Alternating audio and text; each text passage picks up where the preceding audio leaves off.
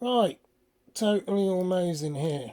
Now, in a previous video, I mentioned about something.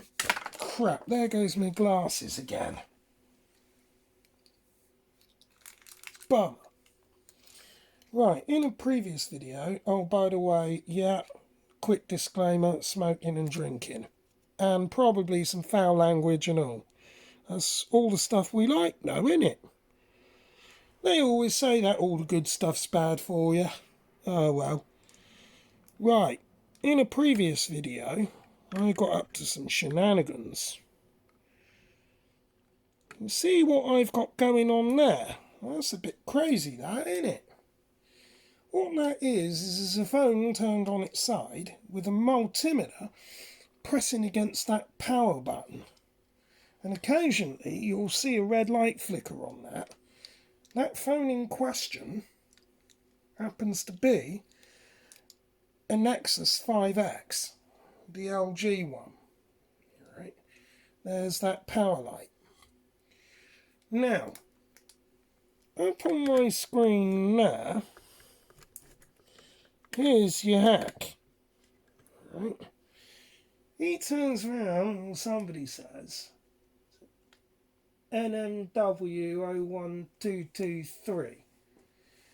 I found another way, though be careful. Repeatedly unplugging and replugging did not help. So he dismantled the phone, unplugged the battery, where he measured, 2.96 volt, which was too low for a LiPo. Oh yeah, man, you're too low for a LiPo. Right. Used an external LiPo charger, 100 milliamp hours, to boost the charge to 3.2 volt. Reassembled it and it charged okay. Right. Okay, well, ours isn't yet. He turns around, or whoever this person is, says, of course, probably voltage drop below low charge threshold for LiPo charging. For the CCT on board. Right, okay, LiPos are very tricky to charge. Well, they are. And if you get them wrong, they can blow up as well. So they're not good. Lots of papers. Well, there are loads of papers on the subject. In theory, Nexus should have shut itself down before voltage dropped that low. But it did. Design flaw. Totally agree with that. No problems there. Right, so we'll come back to my little hodgepodge fuckery then. Because that's what we do. We fuck about with things in ways that, well, we probably ought not to. There we go. Right, so let's see how that power light's doing. Oh, it's still going.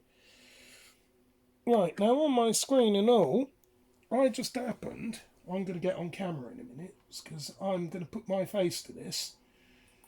Right, on that on that screen, you can see, bummer, that charging circuit. This is how I sort of came up with the idea, and of course the whole thing to do with plugging in and plugging out charger. Well, you don't need to, because with that phone, as I figured out, when you press and hold the power button for a few seconds, you'll trigger a light pulse generator. On that one, from function block 4. Right, so the chip technically still does work to some degree. Now, I wouldn't like to say how long that's likely to last. Probably not very long. It's still charging. Now up there, I've been taking some measurements. Oh shit, well that's changed itself for some strange reason. Oh, no it hasn't. Right, 3.184 volt. You're not going to be able to see that, are you? You can see the values, there you are. I took the base reading at 23:46. It's now nearly 3:40 in the morning. So I've been on that stuff for quite a while. Right, 3.184 volt was measured at 23:46 night. Right, it's now 3:38 in the morning, or 03.38, and I'm going to confuse you now because the voltage now is 3.448. That's now. But I did do the other video, as I'm sure you see or will have seen, and that explains, well, all the fuckeries, really, don't it? Right, so let's zoom back out and get my ugly face into this then. Because this is absolutely fucking incredible. If it works, it's incredible. Because then I don't even need to dismantle the damn phone. All I literally did was just jam that power button down. Now, as I said, you know, it's fucking ain't a reliable way of charging anything, but, you know, it might come in handy if you've got to pull your data off in an emergency. Now, if that phone does power up, then that's even better, because, well, let's just get on camera and I'll explain, if you'll be able to see me. I know. Right, there you go. I'm going to try not to move that. Right, I don't know if you can see me, can you? Oh, nice. I don't want to be moving that, because, well. So, anyway, let's just say then, you got stuff on that phone you want to recover. For reasons why, obviously, you want to recover it. This idea might give you enough time to do that. I certainly wouldn't recommend doing this in the way that I am. Because, well, yeah, things could go wrong. Quite badly, actually. But, at least we're using the phone's internal circuitry to still do this. Oh, let me get my fucking glasses off. Problem is, if you use external chargers, doesn't matter about the milliamp hour, it's about their frequency of how they pulse them. Battery might not necessarily like it. There's a lot of variables you have to take into consider. This idea works.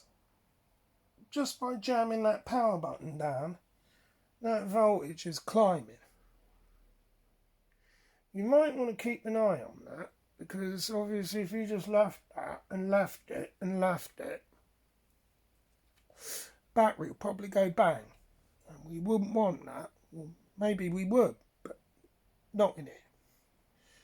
And LiPo batteries stink when they go bad, so we wouldn't want that now, would we?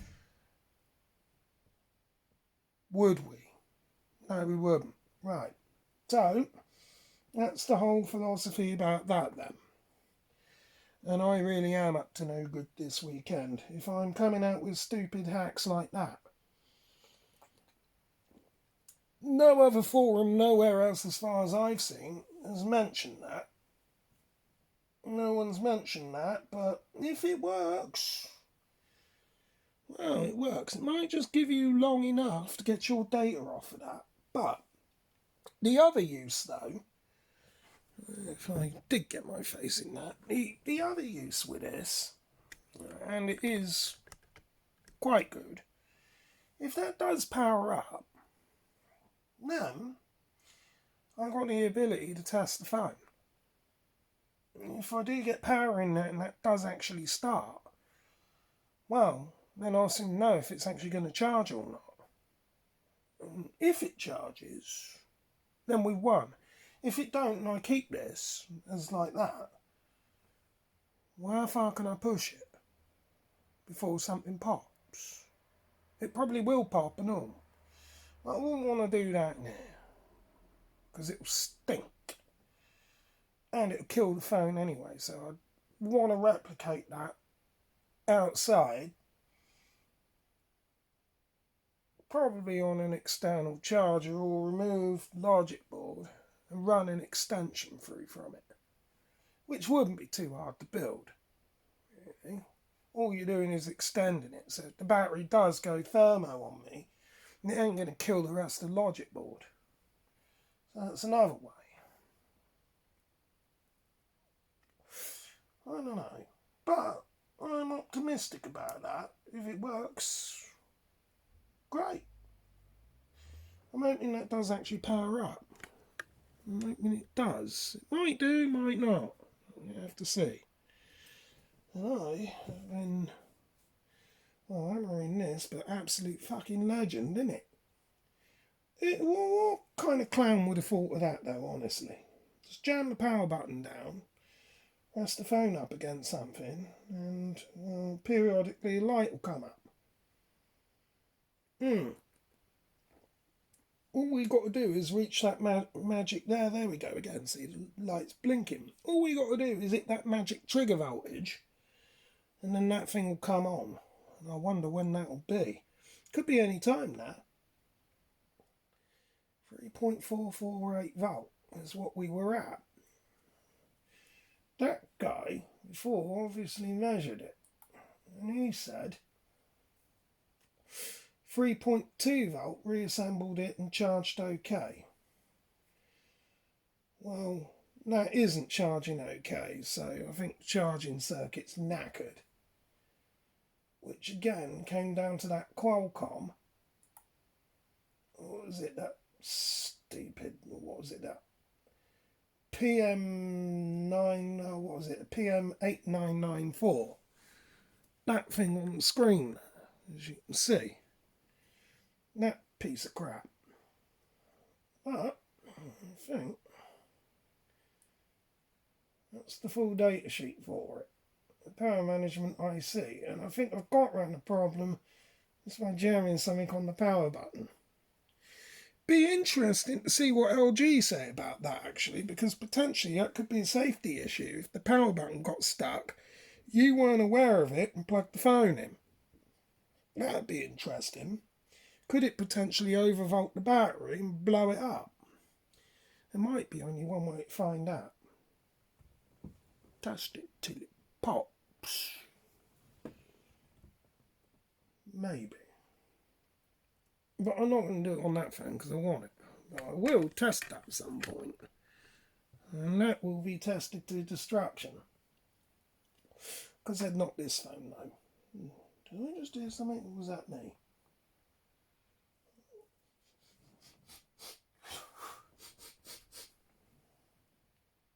I'm getting hot. I've got a thermal temperature gauge reader here anyway, so I can thermal that. I know I'm getting hot. That's alright. That'll be fine then. What an interesting hack is that then? Might get another temperature reading, a voltage reading in a minute. Mind you, I'll probably just leave that now until that comes on. If it comes on. Don't know if it will. I'll have to update that on the third video then. But potentially it could. Now my hypothesis with that, if it works, is really quite simple. Really good little hypothesis there. That, if it does work, in theory is this. That screen will come on when that trigger voltage is high enough and the battery's got enough juice in it. The thing will power up, but then it will keep going through this stupid boot loop because I'm pressing and holding the power button. So it will start up and shut down, start up and shut down, and keep doing that nonsense. It might bugger it up, I don't know. But we have to wait and see. But it will most definitely light something up. Something will light up. My hypothesis is that phone will turn on. Once we get to that critical point where the battery will have enough juice in it to fire the rest of the circuit. That's what we want. From then on, game on really. If the power management IC works and the phone will continue to charge. If it don't, it won't. Then we'll just have to keep doing this, which is an epic pain in the backside. And God knows what other damage that could do. But like we said, if it works, then great. The hypothesis is, worst case scenario, it don't. Alright? It might just not do anything. What's worst case? Well, actually, no, worst case, it'd go bang, but. Well, sorry. Alright. Second worst case, then, it doesn't turn on. Alright. So power management IC is completely trashed. Alright. Take that IC chip off and bin it and replace it, or change the logic board. Just change the chip though, because I know how to do these things. Right, that's worst case scenario, well, second worst case. From then on, the next worst case is it will turn on but won't charge, and then we have to keep doing this. Alright. And then pretty much after that, it's either battery issue or that chip. If it does charge, then there's nothing wrong with the IC chip, then it's battery. If it don't, then it could be chip or it could be battery or both, but it does hold a charge. And if this goes epically wrong, I might get charged. Charged for being an epic fucking idiot, but there we go. Sometimes needs must, especially at 3:50 in the morning. Well, it's Sunday, so.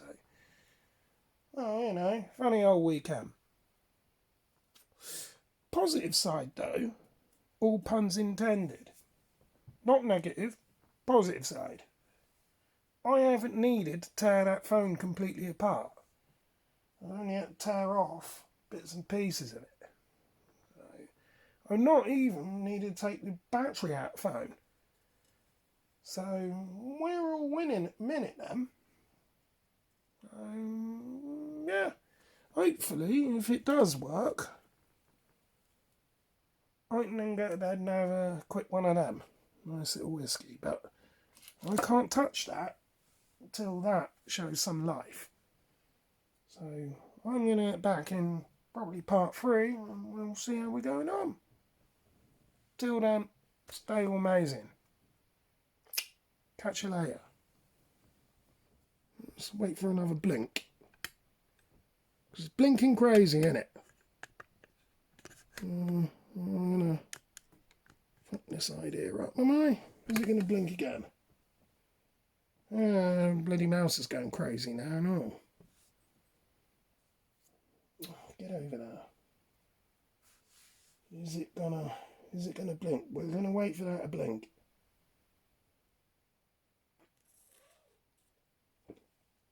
Come on, get on with it. Oh, still pressed on that power button. Get on with it. Come on, we ain't got all bloody morning. Show us something, come on. Or have you finally coughed? Oh, you did this earlier on and frightened me, didn't you? Come on. Ah, there we go, look, there was the blink. Don't know if you saw it. There it was, right there. Come on, do it again. There you.